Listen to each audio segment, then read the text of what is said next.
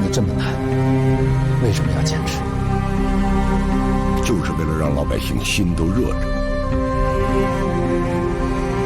咱们这个职业跟其他职业不一样，都是拿命拼出来的。我当警察为了什么？不就是为了能破案吗？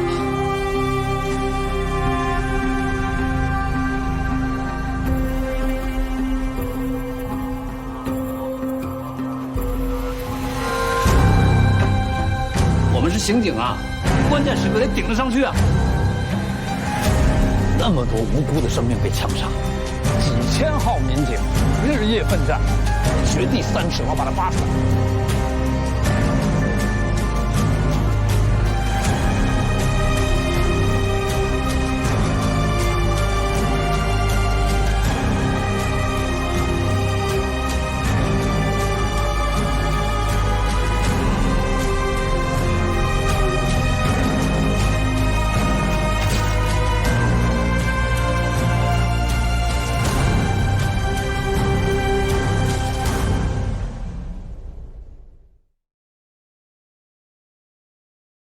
真是让你们笑话，草木皆兵。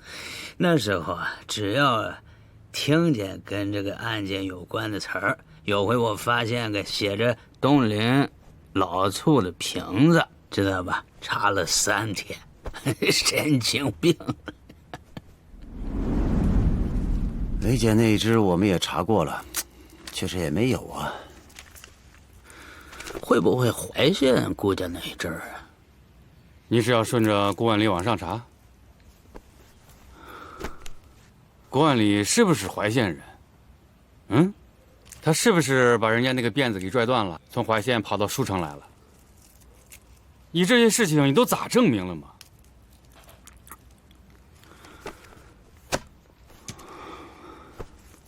我有法子了。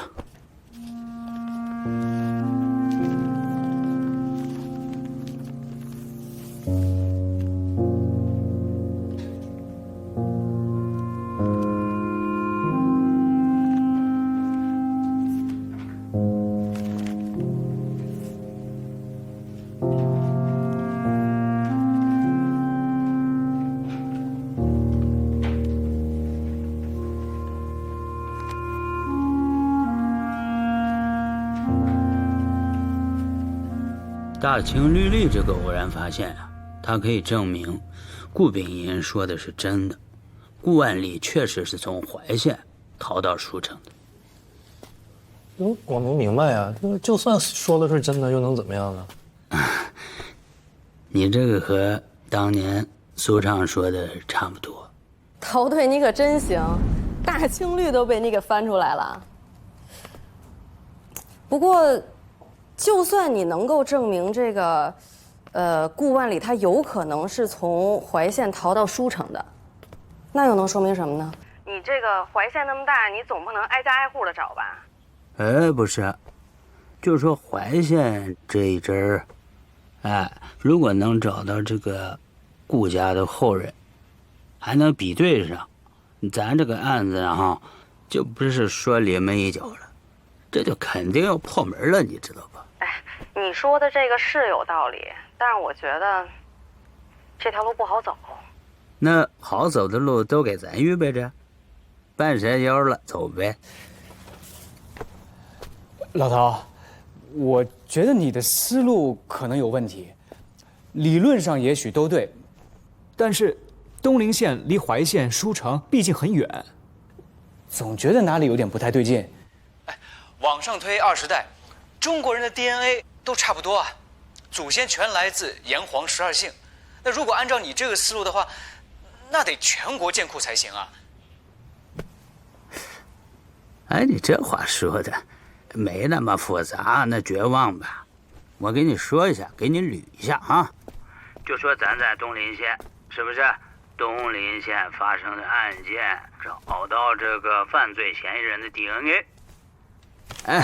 就是说，这个 DNA 这个生物信息和舒城的这个故事分析出存在关联，那就是说，他俩一定有某种关系，没说错吧？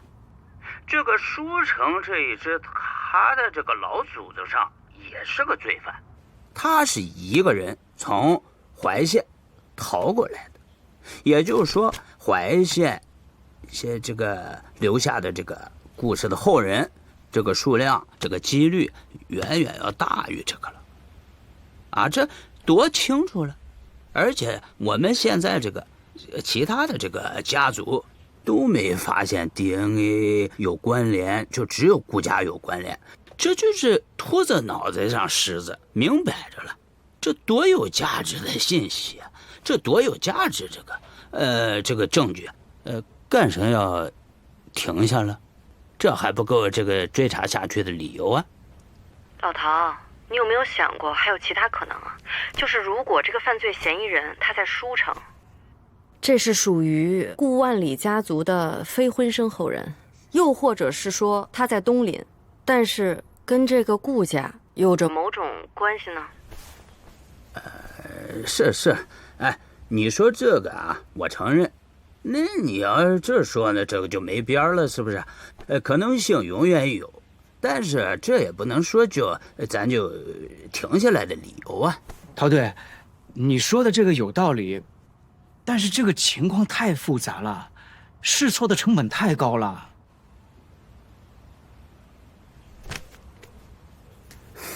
哎，小曹啊，小杨、小苏啊，你们都听一下啊。我跟你说，我就不爱听你们说这话，知道吧？试错成本高，那也得有人去试，要不然要我们这些刑警干什么？吃白饭的，是吧？这个案子5年了，你要说累，太累了。啊，你说烦，是不是？我们比你们烦，太烦了。我恨不得就今天就结，可结不了啊，是不是？我跟你说，如果我说我一天好觉没睡过，那我胡说，没那么伟大。可是你说隔三差五的，那3个女娃娃，说咱就梦见，那我们的经常的事，人家这个妈爸，人家3个家都毁了，都疯了，知道不？好歹咱得给人个交代，知道不？我不想再听你说这个话了，陶队啊！行，别说了。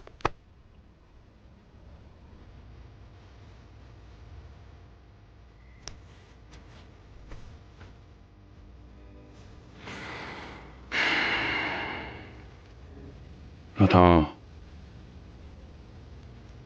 你说怎么办？我就跟着你干。算我一个。本怀县。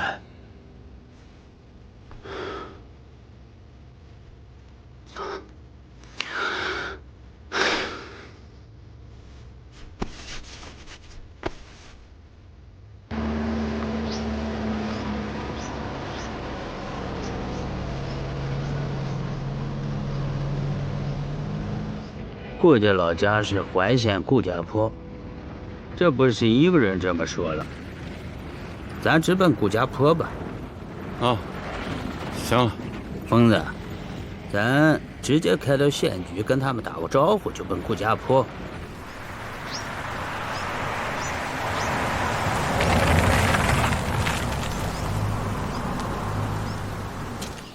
大娘，哎，我问一下，这是顾家坡吗？顾家坡，哎呀，不知道啊，你到后头问问吧。啊，啊。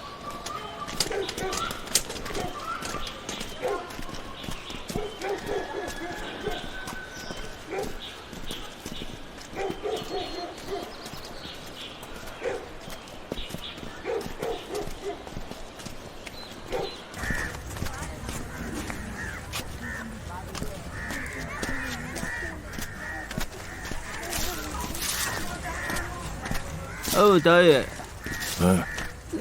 顾家坡在哪儿？你知道吧？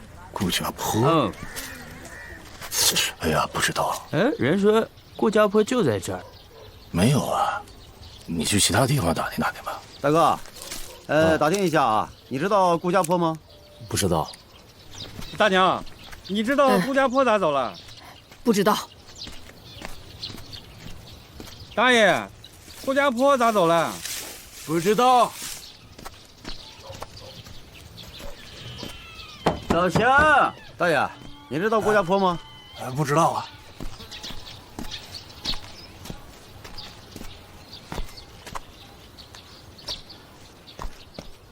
哎呀，你想一下嘛，顾家坡。哎，怪了啊！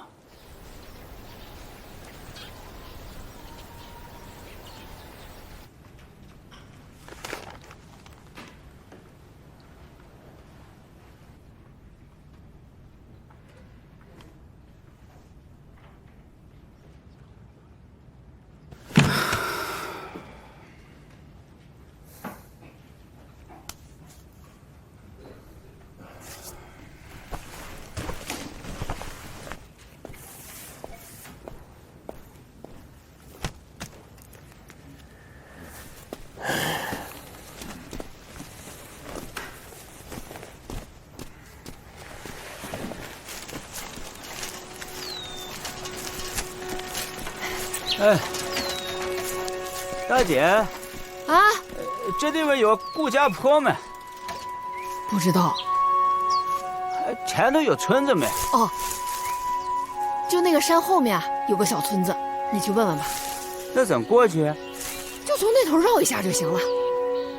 这翻座山啊！啊。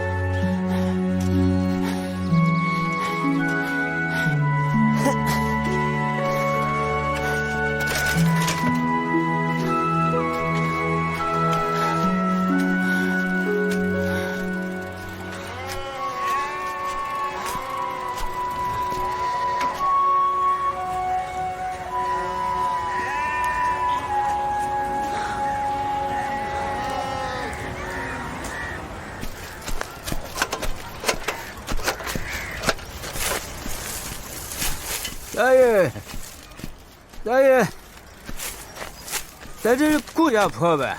什么？这是顾家坡吗？不是。这周围有没有顾家坡？没有。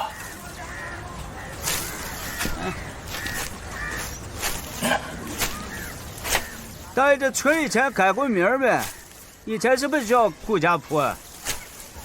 这个村啊，没有一家姓顾的，从古代到现在都叫东峡村。好。来，后生。哦。你看见那个山了吗？那个山后面还有一个村子。你过去看看，是不是你要找的村子？那是顾家坡？不知道。不知道，你让我翻山干什么？哎呦，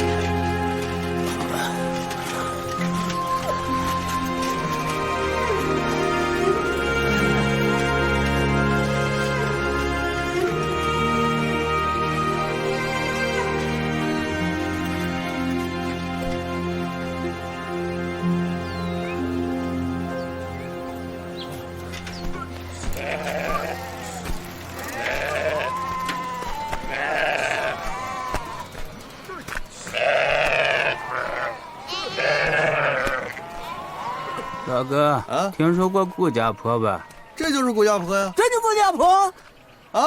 顾家坡咋了？神经病！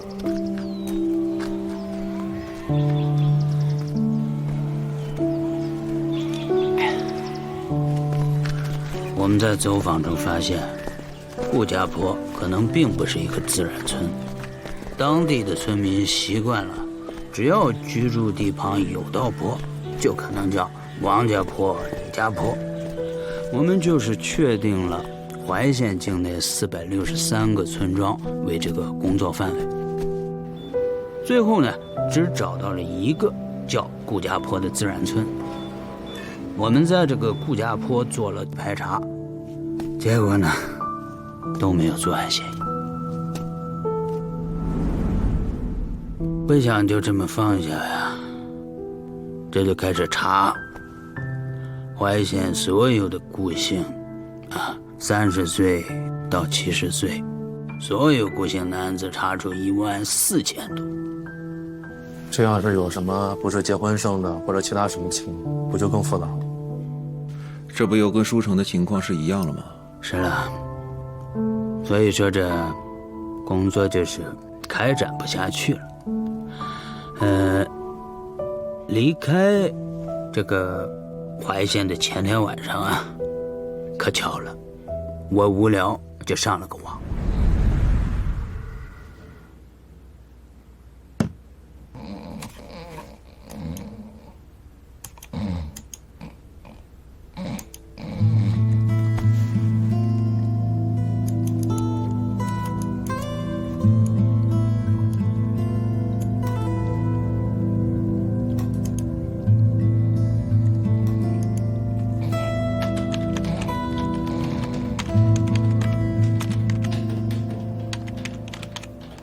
这网友呢，在几百公里以外的平城，我顺着找到他，找到以后呢，他姓顾，按他说的，他老祖宗说，就是从怀县顾家坡迁到平城的，这个说法就和书城那阵说法一样，啊，我也是幸运找到了他那个家谱，看看啊，把那个清一下的。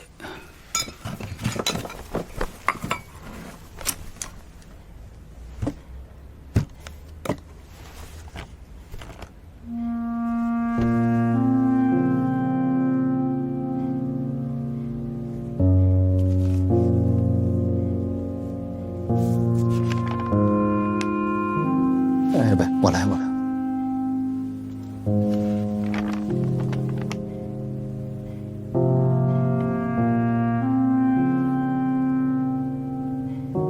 陶队啊，你逻辑很严密啊，每一步走的都是很扎实的啊。这个当刑警就应该这样，知识化、专业化。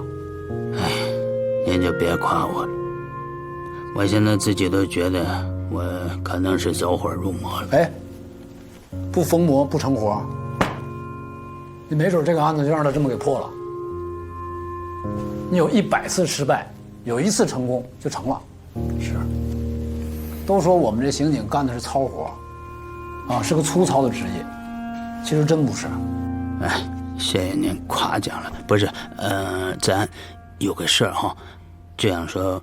平城这一阵儿，很可能就是当年顾家这一阵儿了。就你看，他祖上还迁到过德仁县，啊，这个很可疑了。就说能不能省厅给我们点支持，咱干脆把这一阵儿给他查干净算了。这犯罪嫌疑人很可能就在这里头，连门一脚了，啊。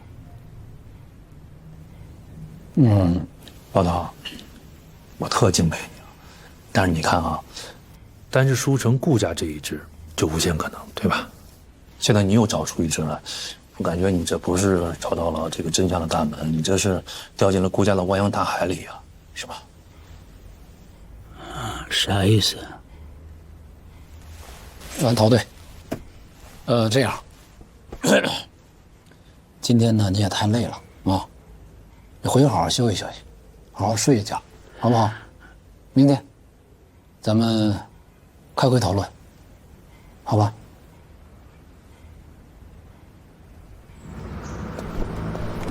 昨天呢，我们重新去看了现场，熟悉了一下周围的环境，啊，今天呢，咱们开工作会，啊，我们也请了全省的7位专家，啊，大家一起来确定一下侦查方案。秦总，您就直接布置工作吧，我们听领导的安排。好，首先呢，这个案件呢，它的基本事实和这个勘查没有问题。啊，我知道这么多年大家都很辛苦，先是在本地筛查 DNA， 然后在本地没找到人，那个杨队、程队还有陶队，带着人全国各地的跑，花了很多时间，走得很远，就是这种执着和信念，是我们刑警，我们每一个刑警都应该学习的。但是呢，接下来我要说但是了啊，但是，我们是不是首先要确定犯罪嫌疑人他到底是本地人还是外地人？你觉得是啥人啊？我觉得不像，应该是外地人。就是现在注意的情况，但是现在我认为是本地人。理由呢有几个。第一个，这个案发现场的环境，一般外人不会知道。这么个环境它不像这个公园还有广场可以说是一个相对比较荒芜的一个大水泡子。那一般外人能摸到这儿的可能性很小。第二呢，案发现场的烟头，这个香烟就是当地产的，在当地的这个小卖部都能买到陶队，你说？我们去外地也抽当地烟卷儿，这不成立吧？好，那接下来我说第三个理由，好吧？这个第三个理由呢，就是这个案发现场小窑口的这个早刺这个很典型是当地人的一个生活习惯，是吧？而且是以前的习惯，只有出生在当地或者在当地生活了很久的人，他才会熟知这个习惯随手这么一个动作就暴露了他的这个生活环境和生活习惯。这个人应该很熟悉当地的农村生活，就这么下意识的一个动作，我们就能断定他是本地人。这个案件呢，不是预谋杀人，应该是犯罪嫌疑人跟3个小女孩遭遇，临时起意，把3个在那个沟下做蝌蚪的小女孩带到了这个案发窑洞。从这一点也可以说明犯罪嫌疑人对当地的环境很熟悉。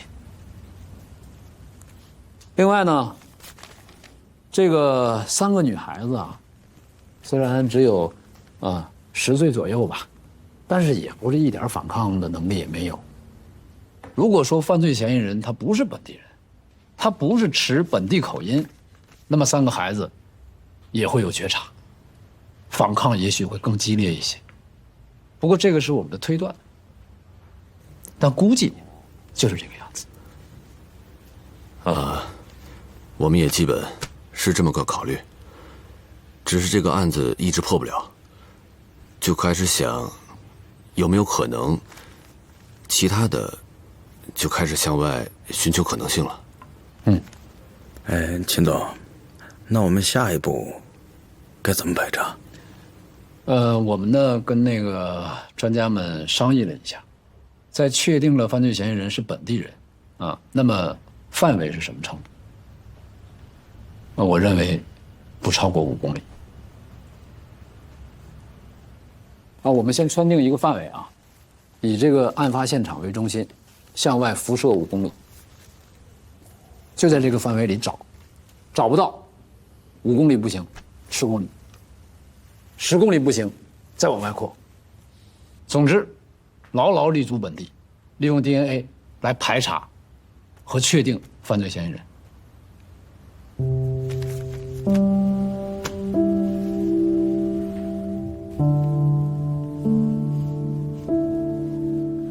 我知道啊，这个我们不止一轮的进行过排查啊，我也知道啊，我们的干警非常不容易啊，非常辛苦。这个不是说啊，我们每一轮的排查有谁有意的要造成什么失误，是向外探索，没错。但是啊，这个新技术的应用是需要过程的。啊，我们可以说6年前我们对 DNA、对新技术这个侦破办案，啊，不熟、不规范，也没成体系，大家是摸索着干。啊，就你们这种啊，肯花时间和精力去摸索着干这个劲儿，我非常欣赏。我相信啊，通过这样的一次熏陶，在东林，甚至我们整个中昌，对这个 DNA 啊、新技术这个侦破呀，都会有很深的了解。这个技术也会更加熟练，啊，是提高我们整个办案水平的一个重要的训练。啊，我不止一次说过，我们不是来追责的，我们用这种大规模的集团作战的方式，来解决这些疑难急案，就是想利用新技术、新方法来解决问题，来提高整个办案水平。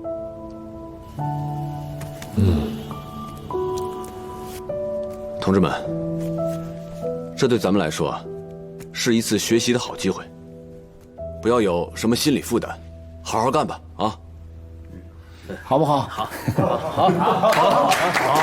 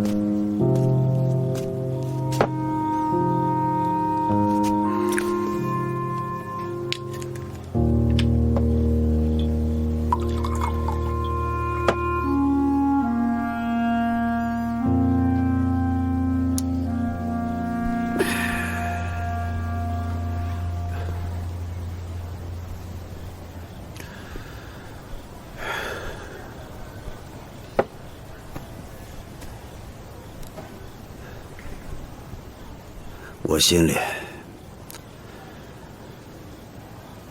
堵得慌。2年了，整整2年了，10万公里呀，啊，跑了10万公里了，对吧？顾家家谱我们都找出来了。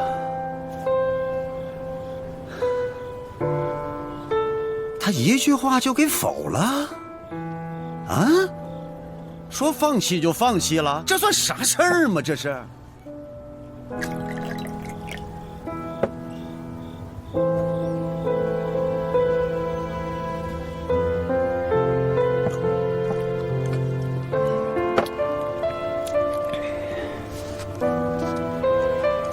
秦总说了，犯罪嫌疑人就是当地人，其他专家也都这么说。再说了，人家也没有全盘否定咱们的付出跟努力嘛。5公里嘛，从头再来。他们算啥？啊，这是啥事儿吗？他们是神仙呢，是吧？他们能掐会算了，是吧？我们在干啥啊？我们跑10万公里是为啥啊？不就是在找证据吗？东陵县我们查了没查？东陵县我们查了没查？我们都排过了。我就是不甘心。我觉得我们这么努力在查，我们这么努力在。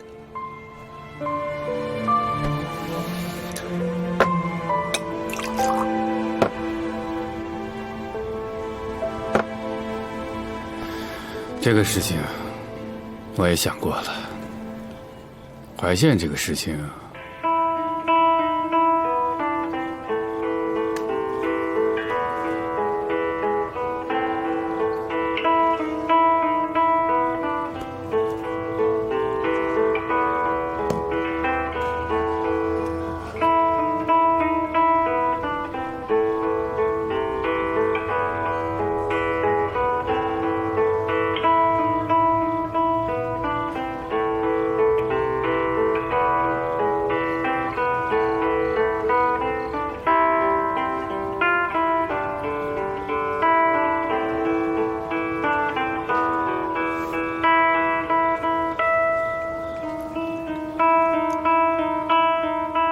这个案子我们查了好几年了，有时候我都觉得恍惚了。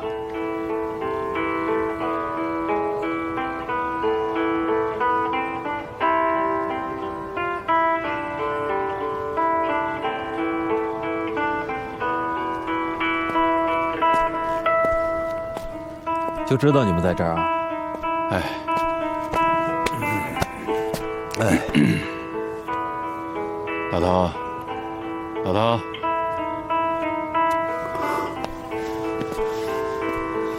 陶队，秦总知道你心里不痛快，特地让我过来找你。要不咱换个地方吃？啊？走吧，走。秦总都安排好了，走了，走了，走了，走了，走了。哎。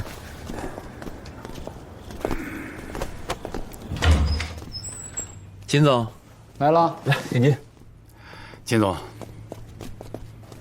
来，陶队，过来坐，来过来，来坐我边上来。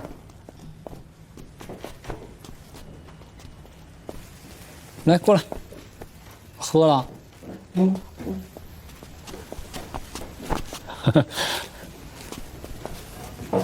喝不少啊，陶队。我今天也看出来了啊，会上看见有很多话憋着没说出来。那咱们这个会议桌上说不出来的话，咱们饭桌上说，好不好？啊，陶队，秦总这顿饭是特意为你安排的，我们都没有这个待遇，你还不赶紧把握机会把心里话都说出来？啥机会？升官呀？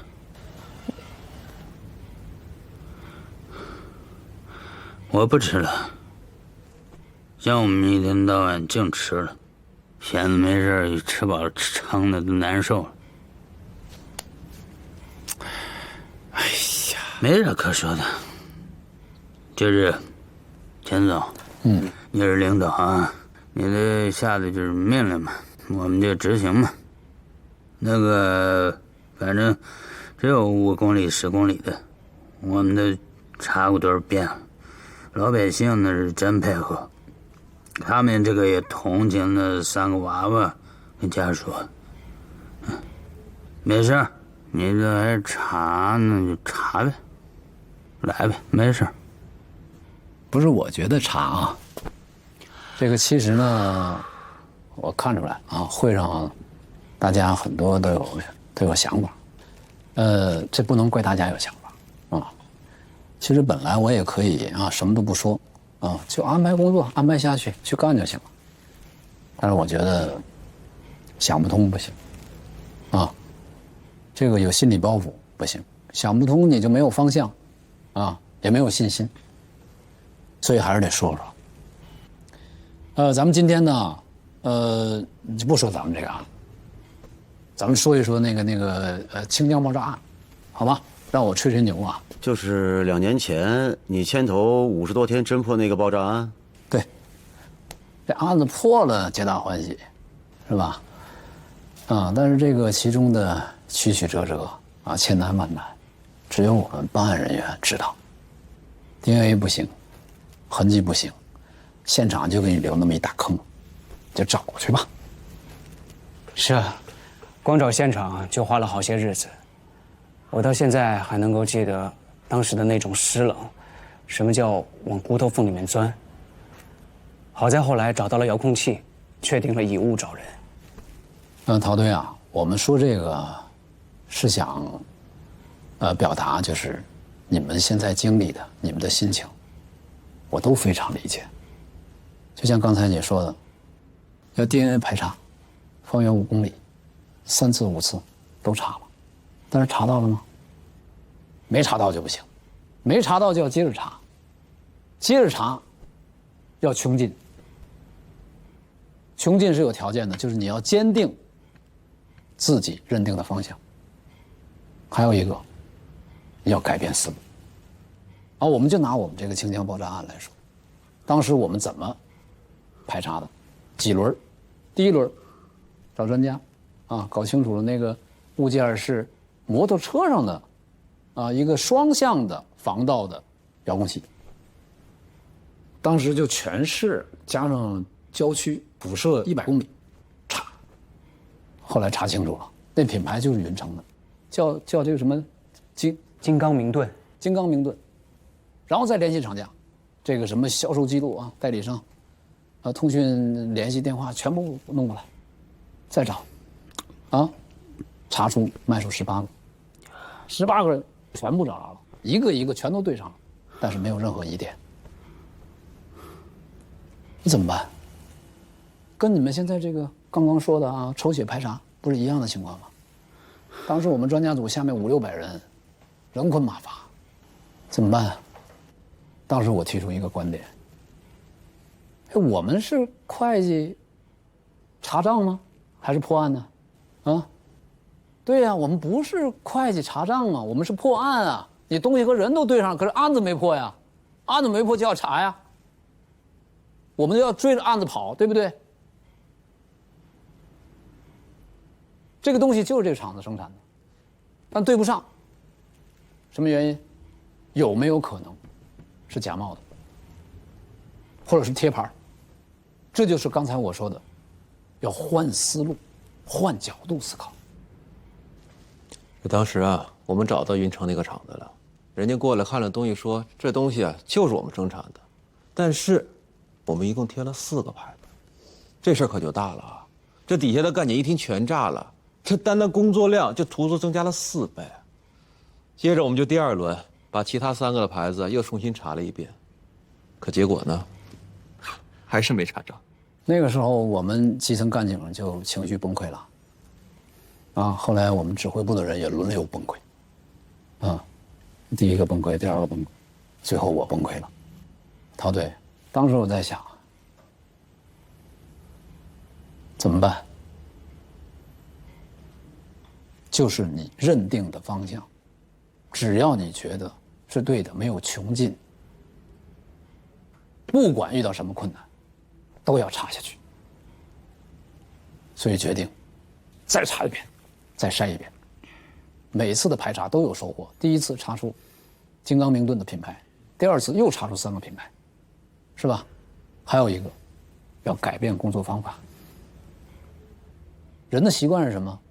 习惯是你让他做什么他做什么，是吧？人的这个大脑指令是分区分片的，所以我们排查的时候也分区分片，4个品牌一起查，辐射200公里，我就不信。结果功夫不负有心人，还真让我们查到了。我说这个什么意思呢？要学会改变思路。秦总啊，那个您说的都对，方法我们也都试了一遍，